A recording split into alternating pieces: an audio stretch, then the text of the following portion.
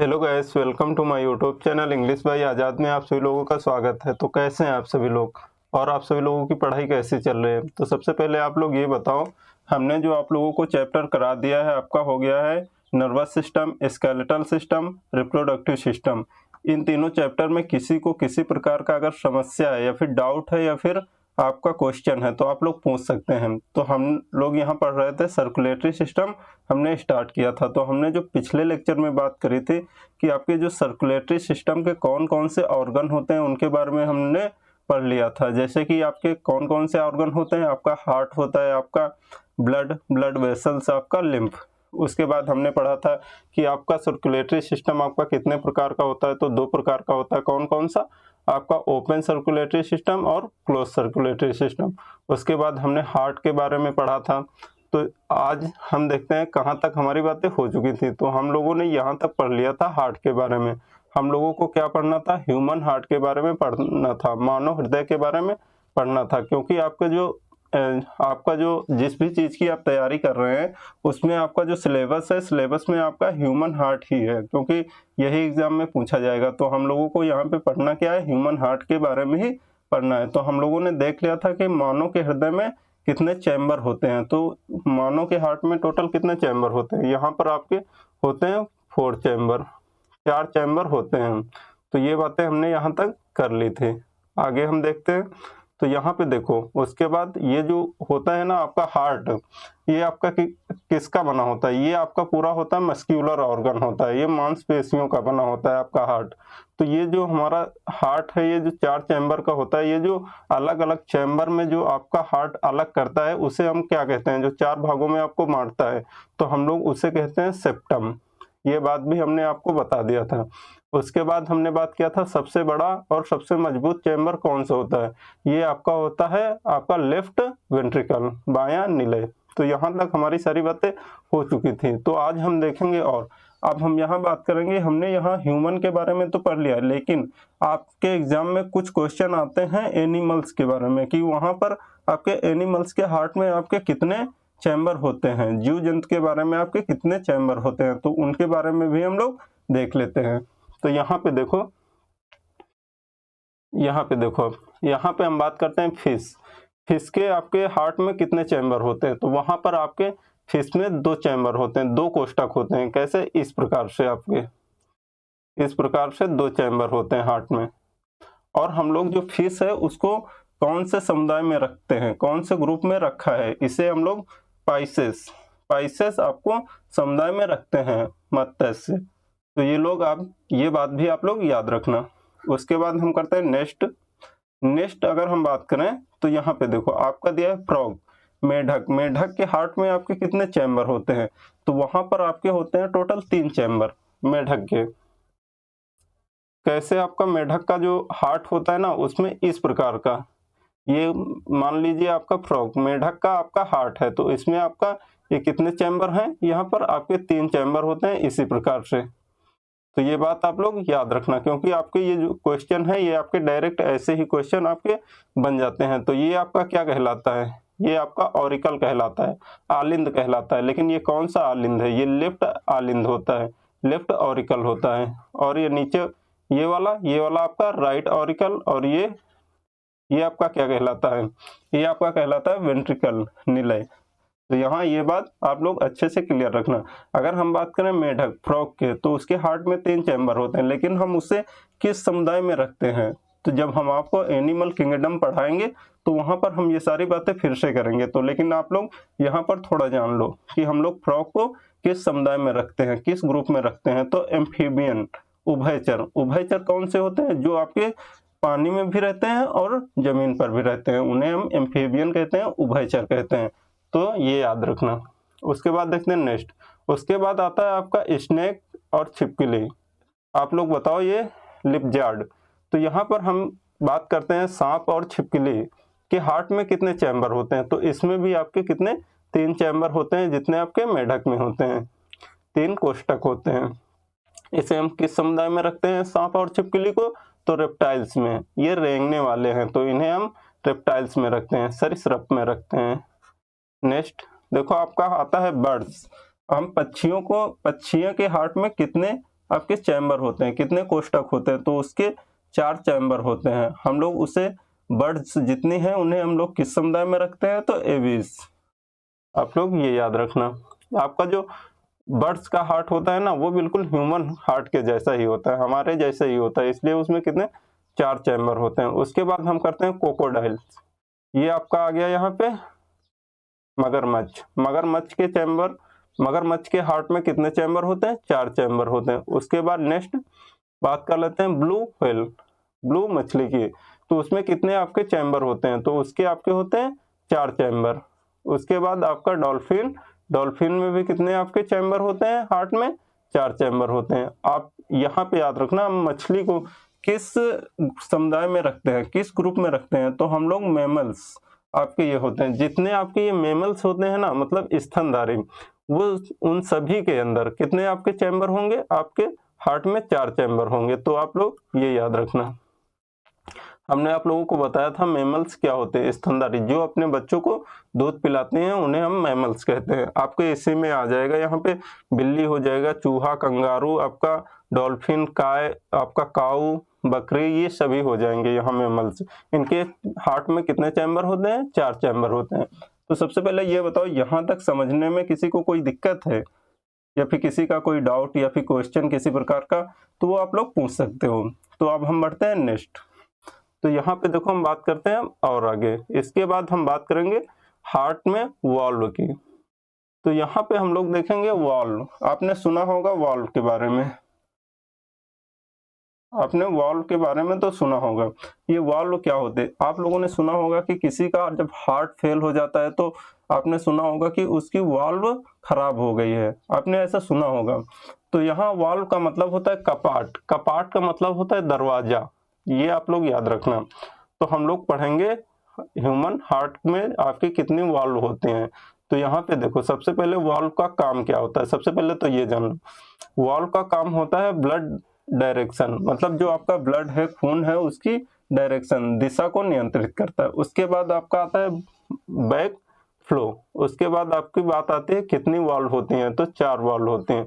अब हम देखते हैं इसके बारे में, थोड़ा पढ़ते हैं। तो यहाँ पर आप लोग थोड़ा अच्छे से ध्यान देना। यहाँ पे आपकी होती है, ये आपका क्या है, इसे हम लोग क्या कहते हैं, ये आपका है लेफ्ट ऑरिकल, इसे हम लोग कहते हैं बायां, क्या कहते हैं, आलिंद। इसे हम लोग कहते हैं राइट ऑरिकल, राइट ऑरिकल, दायां आलिंद, इसे हम लोग कहेंगे। ये आपका क्या कहलाता है, ये आपका कहलाता है लेफ्ट वेंट्रिकल। बायां निलय आपका ये राइट वेंट्रिकल, ये आपका हो गया दायां निलय। तो ये बात आपको क्लियर है ना। उसके बाद देखो आपका ये जो राइट ऑरिकल और राइट आपका वेंट्रिकल है ना, इसके बीच में ये आपकी होती हैं 3 वाल्व यहाँ पे। तो यहाँ पर हम इसे कहते हैं, इसका नाम होता है ट्राइकैप्सिड वाल्व, त्रिक पर्दी कपाट।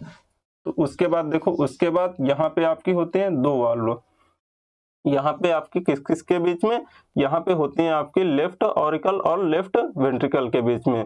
तो यहाँ पर हम किसका नाम इसके बीच में होते हैं, तो इस वाल्व का क्या नाम है, बाइकैप्सिड वाल्व, द्विपर्दी कपाट, ये याद रखना। उसके बाद आपका ये राइट वेंट्रिकल जो है ना, उसमें आपकी एक वाल्व होती है, उसका क्या नाम होता है, उसका नाम है सेमी लूनार वाल्व, अर्धचंद्राकार कपाट। उसके बाद देखो यहाँ पे आपका जो है लेफ्ट वेंट्रिकल, इसमें आपके आयोटिक वाल्व।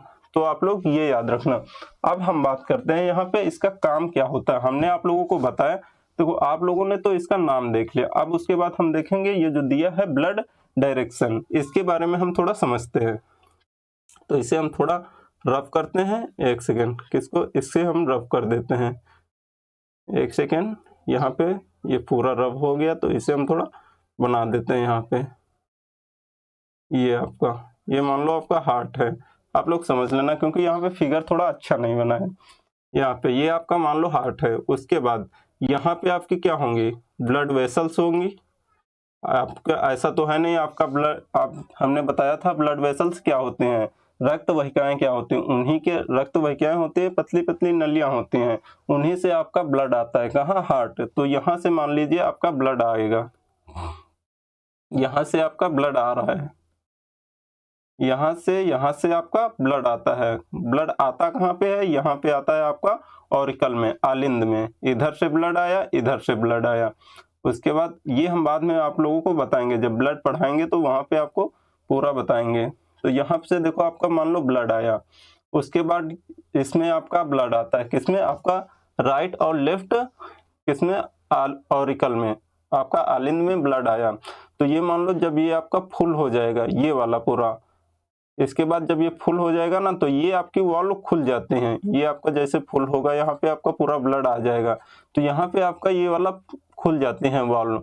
उसके बाद इसमें आपका ब्लड आ जाता है। उसके बाद जैसे ही इसमें आ जाता है आपका ब्लड, तो ये वाली आपका बंद हो जाते हैं। तो हमने आप लोगों को क्या बताया? ब्लड डायरेक्शन, ये आपकी दिशा प्रोवाइड करते हैं, किसको? ब्लड को। तो यहाँ पे देखो आपने किया कि नहीं। उसके बाद यहाँ से देखो आपका ब्लड यहाँ पे आ गया ना, तो डायरेक्शन भेजा कि नहीं कि आपका नीचे ही जाना है।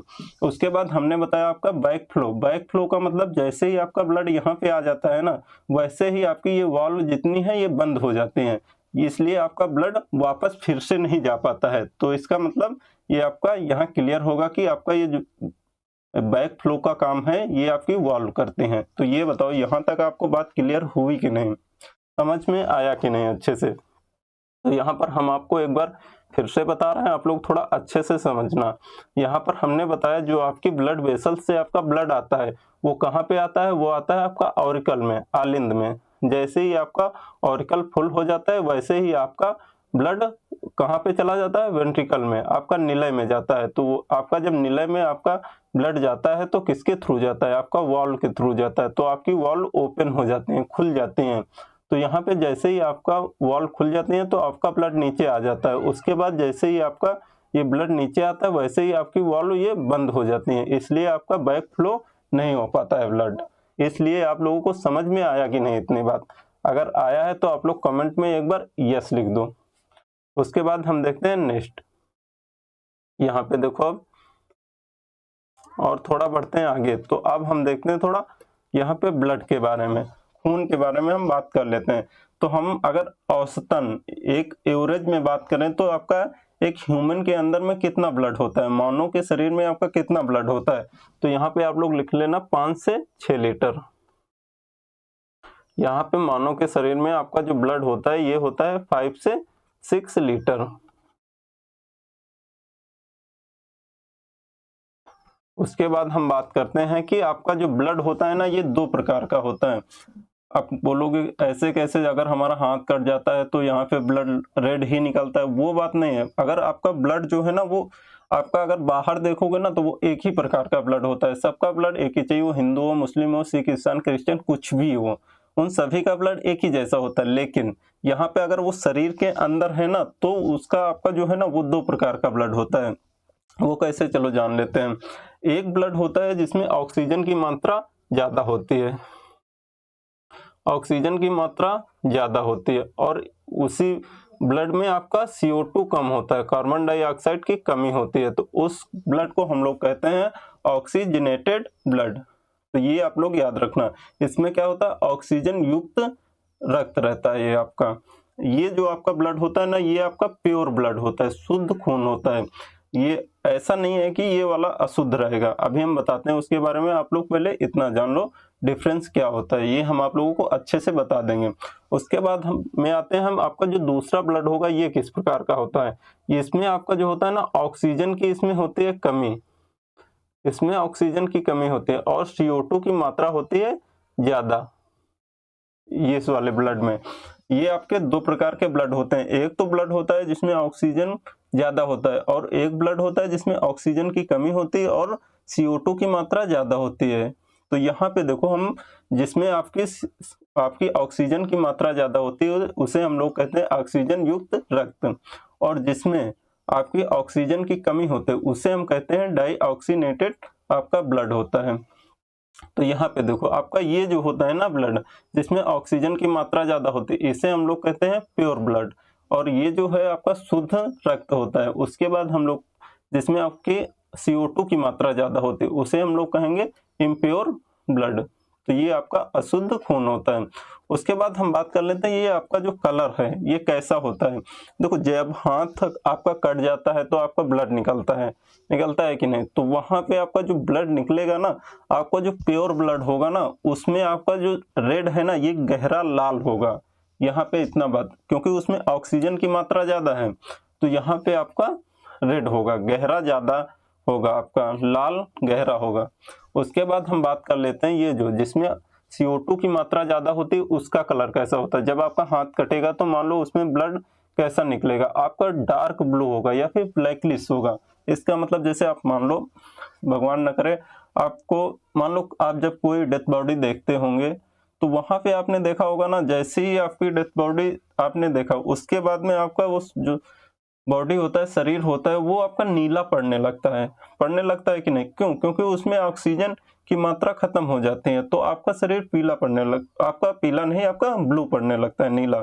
आपने देखा होगा आपको जो दिख रही होंगी, वेन्स दिख रही होंगी आपकी, तो वहां पे आपको सिराएं जो हैं वो आपकी ब्लू नजर आ रही होंगी। अपने हाथ में देखो तो वहां पे आपको किस लिए नजर आ रही हैं, ये हम आपको अभी आगे बताएंगे। तो यहाँ पे आप लोग अच्छे से समझ लो आपका प्योर ब्लड और इम्प्योर ब्लड कौन सा होता है। देखो ये आपका ऐसा नहीं है कि ये जो इम्प्योर ब्लड है ये खराब होता है, ये खराब नहीं होता है। ये मान लो अगर इसमें क्या, इसमें सिर्फ ऑक्सीजन की ही तो कमी है, ये क्या करेगा, ब्लड जाएगा लंग्स के पास, वहां से ऑक्सीजन लेके आ जाएगा, वहां पे हो जाएगा प्योर ब्लड, ये हो जाएगा। तो इसलिए कोई दिक्कत नहीं है, ये सिर्फ हम आपको डिफरेंस बता रहे हैं। तो क्योंकि एग्जाम में पूछता है ना इसलिए, क्योंकि पूछेगा यहाँ पे आपका एग्जामिनर कैसे पूछेगा, जो आपका इम्प्योर ब्लड होता है उसमें मात्रा किसकी ज्यादा होती है, तो वहां पे आप लोगों को क्या आंसर देना पड़ेगा, वहां पे CO2 की मात्रा ज्यादा होती है। अब हम देखते हैं नेक्स्ट। तो यहाँ पे देखो आपका, अब हम बात करते हैं कि CO2 आपका कौन से चैम्बर में होता है, आपका ऑक्सीजन कौन से चैम्बर में होता है। तो अब हम बात करेंगे इसकी, तो आप लोग यहाँ थोड़ा अच्छे से देखना क्योंकि यहीं से आपके क्वेश्चन बनते हैं। तो यहाँ पे देखो सबसे पहले ये आपकी कौन सी वॉल्व है, याद है कि नहीं, ये आपकी वॉल्व क्या कहलाते हैं, ये आपकी ट्राइकैप्सिड वॉल्व होते हैं। ये आपकी बाइकैप्सिड वॉल्व, ये आपकी ट्राइकैप्सिड, और ये आपकी सेमी लूनार कैप्सिड, और ये आपकी बाइकैप्सिड वॉल्व होती हैं। और ये आपके कौन सी होते हैं, आप लोग कमेंट बॉक्स में बताओ, आयोटिक वॉल्व होते हैं। तो यहाँ तक ये बातें आपको क्लियर होनी चाहिए। उसके बाद हम लोग कहते हैं आपके ये 4 चैम्बर होते हैं, इसी में आपका किसमें आपका ब्लड जो है प्योर होता है और इम्प्योर होता है। तो ये बात हम लोग यहाँ पे करेंगे। तो यहाँ पे देखो आपको ये जो लेफ्ट, ये आपका लेफ्ट होता है क्या, ऑरिकल, और ये आपका राइट ऑरिकल होता है, राइट ऑरिकल, और ये आपका लेफ्ट ऑरिकल, ये आपका होता है लेफ्ट वेंट्रिकल, और ये आपका लेफ्ट राइट वेंट्रिकल। मतलब ये आपका होता है दाहिना आलिंद, और ये बायां आलिंद, और ये आपका बायां निलय, और ये आपका बायां आपका दायां निलय होता है। तो यहां तक आपको ये बातें क्लियर होनी चाहिए। तो यहाँ पे देखो जो आपका CO2 की मात्रा इसमें ज्यादा होती है, आपका राइट ऑरिकल में और राइट वेंट्रिकल में, यहाँ पर आपकी CO2 की मात्रा ज्यादा होती है, और इसमें लेफ्ट ऑरिकल में आपका O2 की मात्रा ज्यादा होती है।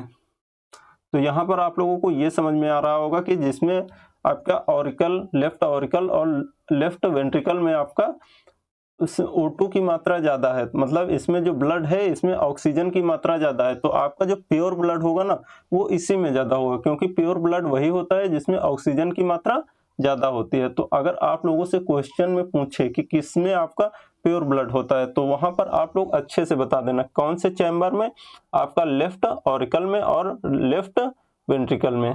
तो यहाँ तक ये बताओ आपको बातें क्लियर हुई कि नहीं। उसके बाद आपसे पता क्या कौन सा क्वेश्चन पूछेगा, यहाँ पे आपसे पूछ सकता है जो ट्राइकैप्सिड वॉल्व होती है ना ये कौन कौन से चैम्बर के बीच में होती हैं। तो यहाँ पर आप लोगों को क्या आंसर होगा, यहाँ पे ये होती है आपकी ट्राइकैप्सिड वॉल्व, ये कौन कौन से चैम्बर के बीच में है। तो आप लोग यहाँ देख रहे हैं राइट ऑरिकल और राइट वेंट्रिकल, दायां आलिंद और दायां निलय। तो ये बात भी आप लोग अच्छे से याद रखना। उसके बाद ये पूछ लेगा कि आपका जो सेमी लूनार वॉल्व है ना ये आपका कौन से वेंट्रिकल कौन से चैम्बर में होता है, तो आप लोगों को याद रखना है कि राइट वेंट्रिकल में होता है। तो ऐसे क्वेश्चन आपके बनते हैं, तो आप लोग ये अच्छे से याद करना।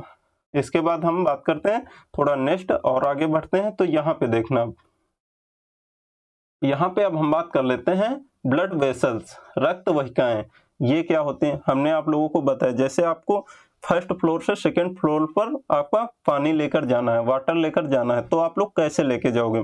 उसके लिए आपको एक मोटर की जरूरत पड़ेगी। उसके बाद आपको चाहिए पाइप, उसी के थ्रू तो जाओगे कि आप बाल्टी उठाए फर्स्ट फ्लोर से फेंकना चालू करिए, आप सेकंड फ्लोर में पहुंच जाएगा, ऐसा तो होता नहीं है। आपको चाहिए क्या, पाइप। तो यहाँ पे देखो, आपका जो मोटर का काम करता है हमारे बॉडी में, तो वो करता है हार्ट, आपका हृदय।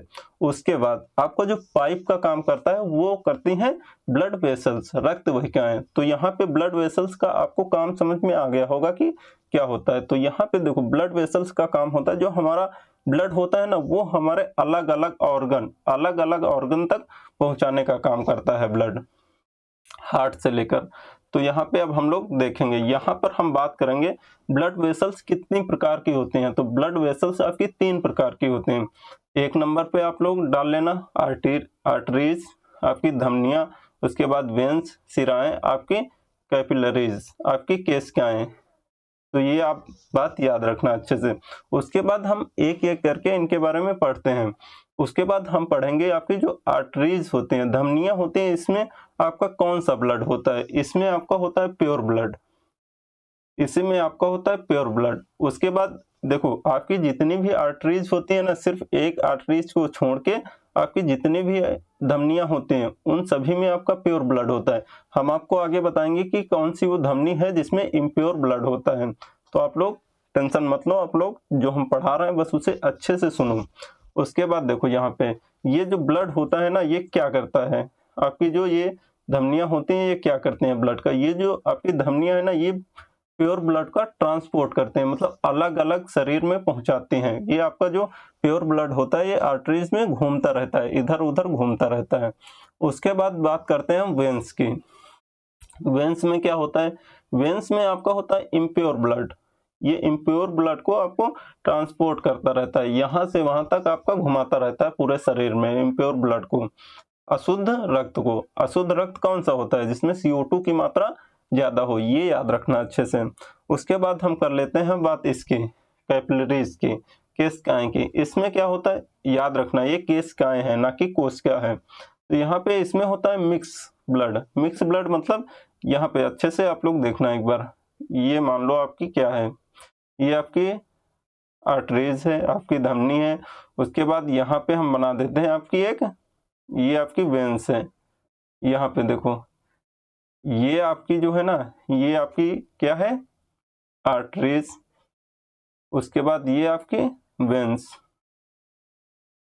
इसके बाद यहाँ पे देखो, इसमें होता है आपकी कैपिलरीज में मिक्स ब्लड होता है। तो यहाँ पे देखो, इसको और आपकी जो धमनी और शिरा को जो जोड़ता है ना, इसे ही हम लोग कहते हैं कैपिलरीज, केशिकाएं। तो इसी को हम लोग कहेंगे कैपिलरीज। इसमें आपका क्या होता है, इसमें आपका होता है आर्टरीज में आपका प्योर ब्लड होता है, और इसमें आपका क्या होता है, इम्प्योर ब्लड होता है वेन्स में। तो यही आपका, इसमें आपका मिक्स ब्लड होता है। तो ये आपका ब्लड यहाँ से यहाँ तक आता जाता रहता है। तो इसमें क्या होता है, मिक्स ब्लड होता है, प्योर इम्प्योर दोनों। तो अब हम बात करते हैं नेक्स्ट बात ये है कि आपकी जो धमनियां हैं, इसमें सबसे बड़ी धमनी कौन सी होती है, बात आती है ये। तो लार्जेस्ट आर्टरीज, महाधमनी, इसे हम लोग, ये जो होती है ना सबसे बड़ी, यही आपकी होती है आपकी लार्जेस्ट आर्टरीज। तो ये बताओ, सबसे पहले आप लोगों को समझ में आ रहा है कि नहीं अच्छे से। अगर समझ में आ रहा है तो अपने दोस्तों के साथ में शेयर करो और एक लाइक कर देना। अगर अभी तक हमारा चैनल आपने सब्सक्राइब नहीं किया है तो एक बार चैनल को सब्सक्राइब भी कर लेना। तो और बताओ, सबसे पहले आप लोगों को समझ में आया कि नहीं, आप लोगों को कोई दिक्कत समझने में। उसके बाद अब हम बात कर लेते हैं, सबसे बड़ी आपकी धमनी कौन सी होती है, ये लार्जेस्ट आर्टरीज कौन सी होती है, इसका क्या नाम होता है। तो यहाँ पे आप लोग लिख लेना आपकी आयोटा। यहाँ पे आप लोग एक बार देख लो, यहाँ पे आपका होता है आयोटा।